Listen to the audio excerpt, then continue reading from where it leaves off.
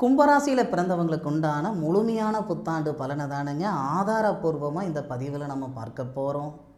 வரக்கூடிய தமிழ் வருடமான பராபப வருடத்தில் கோட்சார ரீதியாக ஏற்படக்கூடிய கிரக அமைப்புகளால் கும்பராசியில் பிறந்தவங்களுக்கு ஏற்படக்கூடிய மாற்றங்கள் என்னன்றதை பற்றி தானுங்க ஆணித்தரமாகவும் ஆதாரப்பூர்வமாகவும் இந்த பதிவில் நம்ம பார்க்க போகிறோம்.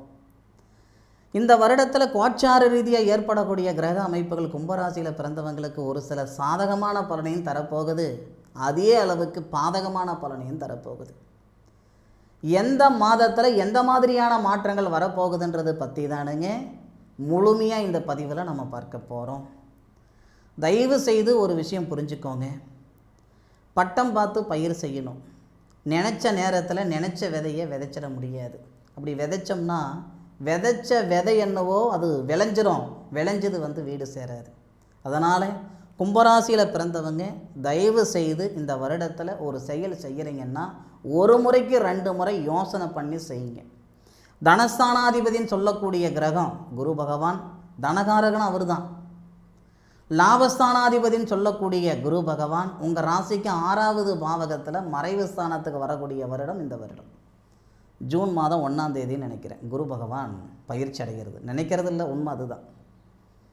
நமக்கு வாக்கிய பிரகாரம் பார்த்திங்கன்னா நமக்கு மே மாதம் 23 தேதியில் வாக்கிய பிரகாரம் குரு மாறிடும். ஜூன் மாதம்தான் திருக்கணித பிரகாரம் மாறப்போகுது. தனஸ்தானாதிபதி 6வது பாவகத்தில் மறைவு ஸ்தானத்துக்கு போய் 12வது பாவகம் சொல்லக்கூடிய உங்கள் ராசிக்கு 12வது பாவகத்தை பார்ப்பதால் விரய செலவுகள் நிறைய நடக்கும்.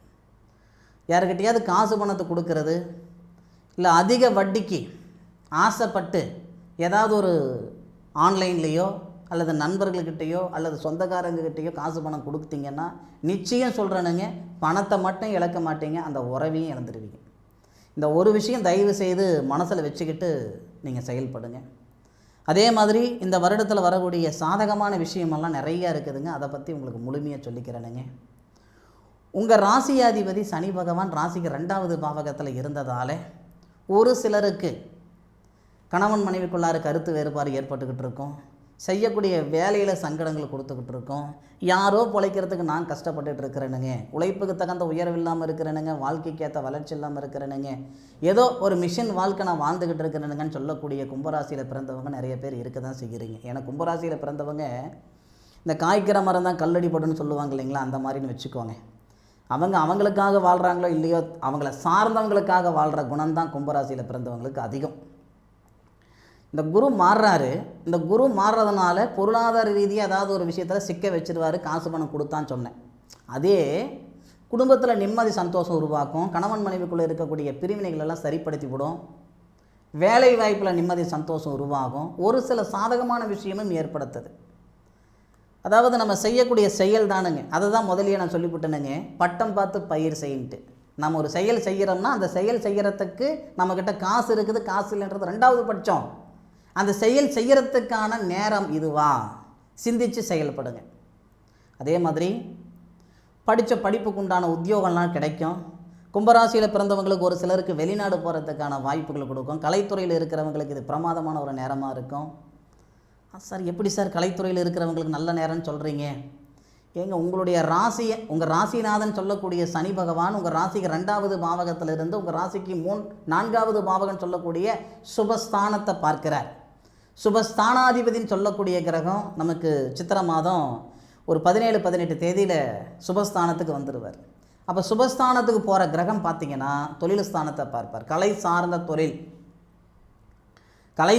தொழில் அப்படின்னா இது சினிமா துறையில் இருக்கிறவங்க மட்டும் கிடையாது. கணினி துறையில் இருக்கிறவங்க, சலூன் கடை வச்சுருக்கிறவங்க, கலை சார்ந்த பியூட்டி பார்லர், இந்த துறையில் இருக்கிறவங்க எல்லாருக்குமே இந்த வருடத்தில் புதுசாக ஒரு தகுதியை கொடுக்க போகுது. நல்ல ஒரு பிளாட்ஃபாரத்தை உருவாக்க போகுதுங்க. அதில் மாற்று கருத்து கிடையாது. அதே மாதிரி கடன் பிரச்சனை நிறையா இருக்குதுங்க, பணப்பிரச்சனை நிறையா இருக்குதுங்க அப்படின்னா இந்த வருடத்தில் சரி செஞ்சுக்கலாம். ஆனால் சரி செஞ்சுக்கலனாலும் பரவாயில்ல சாமி, தப்பில்லை, அதிகப்படுத்திக்காதீங்க. ஏன்னா 6வது பாவகத்துக்கு வர குரு, அதே மாதிரி உங்கள் ராசிக்கு 2வது பாவகத்தில் இருக்கக்கூடிய அந்த சனி வக்கரம் அடைவார். இந்த நேரத்திலலாம் அதிகப்படியான ஆசைகள் கொடுக்கும். ஆசைனா என்னன்னா ஏதாவது ஒரு வகையில் சாதிச்சிட மாட்டோமான்ற ஆதங்கத்தில் எடுக்கக்கூடிய முடிவு. கும்பராசியில் பிறந்தவங்களுக்கு எல்லாமே நிதானமாக தான் நடக்குது. சொந்தம் பந்தம் அண்ணன் தம்பி அக்கா தங்க மாமா மச்சான் தாய் தகப்பனால் கூட ஒரு சிலர் மேலே வர்றதில்லை. தானாக கையை ஊனி கரணம் போட்டு மேலே வர்றவங்க தான் கும்பராசியில் வந்தவங்க அதிகம். ஏதோ ஒரு வகையில் இந்த விஷயம் செஞ்சால் நம்ம பொண்டாட்டி பிள்ளைங்க நல்லா இருந்துட மாட்டாங்களா, என் பிள்ளைகளை பெரிய லெவலில் படிக்க வச்சிட மாட்டேனா, என் கடன் பிரச்சனையை சரி பண்ணிட மாட்டேனா, இந்த மாதிரி ஒரு ஆதங்கம் கும்பராசியில் இருக்கிறவங்களுக்கு இருக்க தானே செய்யும். அதனால் இந்த சனி வக்ரம் அடையும் பொழுது, குரு அதிசாரத்துக்கு போகும்போது ஏதாவது ஒரு விஷயத்தில் போய் சிக்கிக்காதீங்க. நம்ம முன்னோர்கள், உங்களை மாதிரி பெரியவங்க அற்புதமாக உங்களை மாதிரி முன்னோர்கள் சொல்ல முடியாது, உங்களை மாதிரி பெரியவங்க, சரியா, முன்னோர்கள் சொன்ன வார்த்தையும் உங்களை மாதிரி பெரியவங்க சொன்ன வார்த்தையும் ஒரு வார்த்தை இருக்குது. என்னன்னா, பகலில் பார்த்து பேசணும், நைட்டு அதை கூட பேசக்கூடாது அப்படின்ட்டு. நம்ம கள்ளங்கவடம் இல்லாமல் சூதுவாது இல்லாமல் வேலை செய்கிற இடத்துலையோ இல்லை மற்ற இடத்துலையோ யதார்த்தமாக ஒரு வார்த்தை பேசிட்டோம்னா அதுவே நமக்கு வினையாகி போயிடும், சரியா. அதனால் பேசுகிற வார்த்தை 10 வார்த்தை பேசுகிற இடத்துல 2 வார்த்தை பேசுங்க. அவசியம் இருந்தால் அந்த செயல் செய்யுங்க, அந்த வார்த்தை பேசுங்க. அனாவசியமாக ஒரு வார்த்தை பேசாதீங்க. நம்ம கௌரவம் வேறு எங்கேயும் இல்லைங்க. நம்ம கௌரவம் இருக்கிறது எங்கன்னா நம்ம நாக்கில் நுனியில் தான் இருக்குது. அதனால் முடிஞ்ச அளவுக்கு சிந்தித்து செயல்படுறது நல்லது. குடும்பத்தில் ஒற்றுமை பிறக்க போகுது, அதில் மாற்று கருத்து இல்லை. நிறைய பேருக்கு மன வாழ்க்கை அமைய போகுது. கும்பராசியில் பிறந்தவங்களுக்கு இந்த 7.5 சனி இருந்தது சாமி, இப்போ பாதச்சனி நடந்துக்கிட்டு இருக்குது. இந்த நேரத்தில் பார்த்திங்கன்னா குரு பார்வை சனி பகவான் மேலே படுது. குரு பார்வைப்பட்ட கோடி புண்ணியம் இல்லவா, ஏன்னா தொழில் ஸ்தானத்தையும் பார்க்கிறாரு குரு. அதனால் ஐன சுகஸ்தானம் சொல்லக்கூடிய 12வது பாவகத்தையும் பார்க்கிறாரு. ஒரு சிலருக்கு மன வாழ்க்கை உருவாகும். கல்யாணம் இல்லாமல் கல்யாணம் நடக்காமல் சிரமப்பட்டுட்டு இருக்கிறேனுங்க, நிறைய கோயில் குளம் போயிட்டு வந்துட்டுனுங்க, பரிகாரங்கள் செஞ்சு போட்டுனுங்க, நல்லது நடக்கலைன்னா கல்யாணத்தில் இருக்கிற தடைகள் நீங்கும். புத்திரபாக்கியத்தில் இருக்கிற தடைகள் எல்லாம் நீங்க போகுது. இதெல்லாம் ஒரு சில பாசிட்டிவான விஷயம், சாதகமான விஷயம். ஒரு சில சங்கடங்கள் இருக்குது, அதை மட்டும் பார்த்துக்கோங்க. பூர்வீகத்திலிருந்து வெளியேறிடுங்க. கும்பராசியில் பிறந்தவங்க பூர்வீகத்திலெல்லாம் பெருசாக ஒன்றும் சாதிக்க முடியாது. நீங்கள் 5 வந்தாலும் நிற்காது, 50 வந்தாலும் நிற்காது. கும்பராசியில் பிறந்தவங்க நீங்கள் பூர்வீகத்தில் இருக்கிறீங்கன்னா நினச்சி பாருங்கள், மாடு பால் கறக்கிறதுக்கும் பக்கத்துலேயே பூனை படுத்துக்கிட்டு குடிக்கிறதுக்கும் கரெக்டாக இருக்கும். அதனால் பூர்வீகத்தில் இருக்கிறீங்கன்னா இடமாற்றங்கள் இந்த நேரத்தில் செஞ்சுக்கிட்டிங்கன்னா நல்லாயிருக்கும். யோசனை பண்ணி பண்ணுங்க. போய் தான் ஆகணும்னு நான் சொல்லலை, போனால் நல்லா இருப்பீங்க. 10,000 ரூபாய்க்கு நம்ம என்ன உழைப்பு போடுறோமோ அதே உழைப்பு தான் 1,00,000 ரூபாய்க்கு. 1,00,000 ரூபாய்க்கு என்ன உழைப்பு போடுவோமோ அதே உழைப்பு தான் 1 கோடி ரூபாய்க்கு. எந்த இடத்துல எந்த செயல் செய்கிறோன்றது தான் முக்கியம். இது கும்பராசிக்காரங்களுக்கு பெருசாக அதிகமாக சொல்லணும்னு அவசியம் இல்லை. ஏன்னா கும்பராசியில் பிறந்தவங்க ப்ராட் மைண்டு. அதனால் சிந்தித்து செயல்படுற மாதிரி பூர்வீகத்திலேருந்து வெளியேறினீங்கன்னா நல்லாயிருக்கும், பார்த்துக்கோங்க. அதுபோக வைகாசி மாதம் ஃபஸ்ட்டில் அண்ணன் தம்பிகளுக்குள்ளே இருக்கக்கூடிய கருத்து வேறுபாடு, அக்கா தங்கைக்குள்ளே இருக்கக்கூடிய கருத்து வேறுபாடுகளால் நீங்கும். சகோதர காரகன் சகோதர ஸ்தானாதிபதி ஆட்சி நிலையில் வருவார் வைகாசி மாதம் ஃபஸ்ட்லேயே. இந்த வருடம் பிறந்த 2வது மாதம் வைகாசி மாதம் சொந்த பந்தத்துக்குள்ளே இருக்கக்கூடிய கருத்து வேறுபாடெல்லாம் நீங்கும். செய்யாத தப்புக்கு செஞ்ச அப்படின்ற பேரெல்லாம் வந்ததுன்னா அதெல்லாம் சரியாகும். ஒரு நிறைவான வாழ்க்கை வாழ்கிறதுக்கு ஆரம்பமாக இருக்கும் வைகாசி மாதம். ஆனி மாதம், ஆடி மாதம், ஆவணி மாதம், அந்த 3 மாதம் சுப விரய செலவுகள் அதிகமாக நடக்கும். விரயம் நடக்க தான் செய்யும். விரயம் நடக்கிறது சுப விரயம் அப்படின்னு மாற்றிக்கோங்க.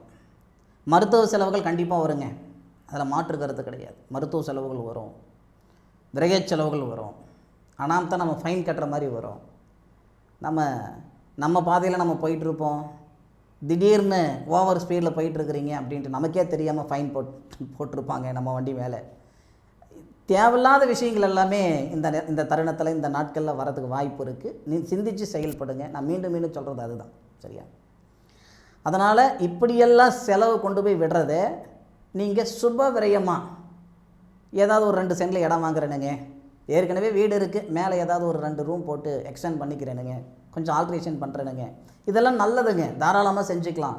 இப்படி பண்ணோம்னா அனாந்தா வரக்கூடிய அந்த விரய செலவுகள், மருத்துவ செலவுகள், வெட்டி செலவுகள் இதெல்லாம் கம்மியாகும், பார்த்துக்கோங்க. அதே மாதிரி புரட்டாசி, அப்புசி, கார்த்திகை இந்த 3 மாதம் நமக்கு நிறைவாக இருக்கும். இந்த 3 மாதத்தில் தொழில் நிமித்தமாக நல்லாயிருக்கும். ஏன்னா அப்போல்லாம் குரு பகவான் தனகாரகன் நம்ம ராசியை பார்ப்பார். அதிசாரத்துக்கு நம்ம ராசியை பார்ப்பார். வெளிநாடு சம்மந்தப்பட்ட வேலை, வெளிநாட்டில் இருக்கிறவங்க சொந்தமாக மண்ணு வாங்குறது, வெளிநாட்டில் இருக்கிறவங்க சொந்தமாக குடியுரிமை வாங்குறது, இந்த மாதிரியான சூழலெல்லாம் ஏற்படும். இதெல்லாம் எப்போ நடக்க போகுது அப்படின்னா புரட்டாசி மாதம், அப்புசி மாதம், கார்த்திகை மாதம். அப்போ அக்டோபர், நவம்பர், டிசம்பர் வரும். இந்த 3 மாதம் தொழில் நிமித்தமாக நல்லாயிருக்கும். கும்பராசியில் பிறந்தவங்களுக்கு ஒரு பெரிய நிறுவனத்தில் ஒரு தலைமை பொறுப்பெல்லாம் அந்த நேரத்தில் உருவாகும். சொந்த தொழில் செய்கிறதும் செய்யாததும் உங்கள் சொந்த சௌகரியம், சரியா? ஆனால் வரக்கூடிய தமிழ் வருடமான பராபவ வருடத்தில் கோட்சார ரீதியாக ஏற்படக்கூடிய கிரக அமைப்புகள் நமக்கு அந்த புரட்டாசி, அப்புசி, கார்த்திகை இந்த நாட்களில் ஒரு அற்புதமான ஒரு சூழல் தொழில் நிமித்தமாக உருவாக்கும். பார்த்துக்கோங்க. மார்கழி, தை, மாசி, பங்குனி அந்த 4 மாதம், பின்னுக்கு வரக்கூடிய அந்த 4 மாதம் ஏற்கனவே நமக்கு ஒரு சில சாதகமான பலனோ அல்லது பாதகமான பலனோ ஏற்பட்டிருக்கும். அந்த கடைசி 4 மாதம் ரொம்ப நல்ல விதமாக இருக்கும். அந்த கடைசி 4 மாதத்தில் நிறைய அனுபவமெல்லாம் நமக்கு கிடைச்சிருக்கு, நிறைய அடி வாங்கியிருப்போம். அந்த 4 மாதத்தை சரியான முறையில் பயணிச்சிங்கன்னா, அதாவது சரியான முறையில் நீங்கள் பயன்படுத்திக்கிட்டிங்கன்னா சொந்த தொழில் செய்கிறதுக்கான சூழல், பொருளாதார ரீதியாக இருக்கிற சங்கடங்களை சரி செஞ்சுக்கிறதுக்கான வாய்ப்பு, நாம் 4 பேருக்கு வேலை கொடுக்குற மாதிரி இருக்கும். இன்றைக்கி சம்பாதிச்சவங்க, சாதித்தவங்க, பெரிய லெவலில் ஒரு வாழ்க்கை வாழ்ந்துக்கிட்டு இருக்கிறாங்களேன்னு சொல்கிறோம் இல்லையா? எல்லாருக்குமே இந்த பிரபஞ்சம் ஒரு சந்தர்ப்பம் கொடுத்துருக்கும் இல்லையா? அந்த மாதிரியான சந்தர்ப்பம் தானுங்க கார்த்திகை மாதம், மார்கழி மாதம், தை மாதம். கார்த்திகை விட்டுடுங்க, கார்த்திகை முன்னுக்கே மார்கழி, தை, மாசி, பங்குனி அந்த 4 மாதத்தில் ஒரு நல்ல ஒரு வாய்ப்புகளை அந்த பிரபஞ்சம் கொடுக்கும். எது எப்படி இருந்தாலும் கும்பராசியில் பிறந்தவங்களுக்கு வரக்கூடிய பராபவ வருடம் ஒரு அற்புதமான வருடமாக இருக்க போகுதுன்றதில் எந்த விதமான மாற்று கருத்தும் கிடையாது. ஐயா, நான் மீண்டும் சொல்கிறது என்னென்னா, இந்த வருடத்தில் இந்த பிரபஞ்சம் உங்களுக்கு சந்தர்ப்பம் கொடுக்குது. காலையில் ஒரு 10 மணிக்கு ஓட்டப்பந்தயம் வைக்கிறாங்கன்னா, நாம் அதிகாலை 5 மணிலேருந்து ஓடிக்கிட்டு இருந்தோம்னா ஓட வேண்டிய நேரத்தில் நம்மளால் ஓட முடியாது. அதனால் காலையில் 10 மணிக்கு ஓட்டப்பந்தயம்னா ஒரு அரை மணி நேரத்துக்கு முன்னாடி கொஞ்சம் ப்ராக்டிஸ் பண்ணிகிட்டு இருந்தால் போதுமானது இல்லையா? நாள் ஃபுல்லாக பண்ணிக்கிட்டு இருந்தோம்னா, ப்ராக்டிஸே பண்ணிகிட்டு இருந்தோம்னா ஓட வேண்டிய இடத்துல ஓட முடியாது. அதனால் சிந்தித்து செயல்படுங்க. நல்ல விஷயம் 100% நடக்கும், அதில் மாற்றுக்கிறது கிடையாது, சரியா? இந்த பதிவு கும்பராசியில் பிறந்தவங்களுக்கு பயனுள்ள பதிவாக இருக்குன்ட்டு நான் மனசார நம்புகிறேன். இந்த பதிவு பற்றி உண்டான கருத்துக்களை கமெண்ட் பாக்ஸில் பதிவு பண்ணுங்கள். மீண்டும் அடுத்த ஒரு அற்புதமான தருணத்தில் கும்பராசியில் பிறந்தவங்களை சந்திக்கும் வரை உங்களிடமிருந்து விடைபெறுவது உங்கள் வீட்டு ஜோதிட நண்பனான காளிதாஸ் மணிகண்டன்.